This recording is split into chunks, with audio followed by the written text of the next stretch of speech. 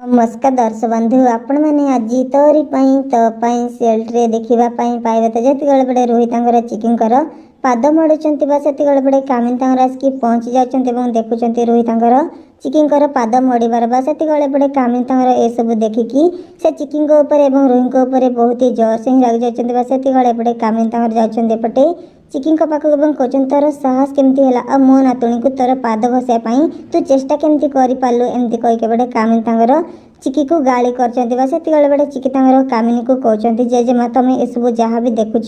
जहाँ भी भावुच ना सबकि भूल भावुच आ मु तो रोही को बारंबार मना कर तू कहीं मो पाद मड़बू आ बारंबार मना कले से मो पाद को मोड़ापी से मत बाध्य करदेला एमती कहीके बड़े चिकी कहते एपटे कामिनी को से बड़े सुगंधा मातार कहते हाँ माँ चिकी एकदम जहाँ भी सब कहूँ ना सब किसी ठीक ही कहूँ आ मु तो मना कर से चिकी को पाद न मोड़ापी किंतु से बारंबार मना कले से चिकीर पाद मोड़ापी प्रस्तुत होमती कहीके बड़े सुगंधा कहते एपटे कामिनी को से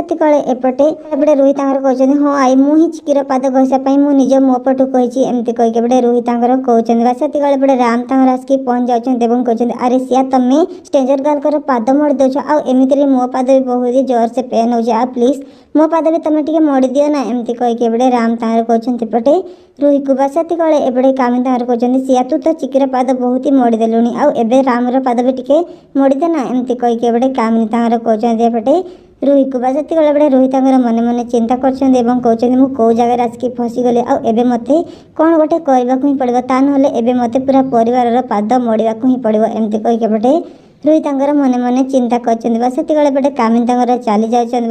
एपटे चिकी कहते रोही एबे तू कौन खसी जावाई चेष्टा कर तू रामर पाद जमी मोड़बू आगे जाकि तू एठार खसापी चिंता करू एमती कहीके बड़े चिकी रोही को कहते तो कौन हम आग को आपण मान कौन लाज कौन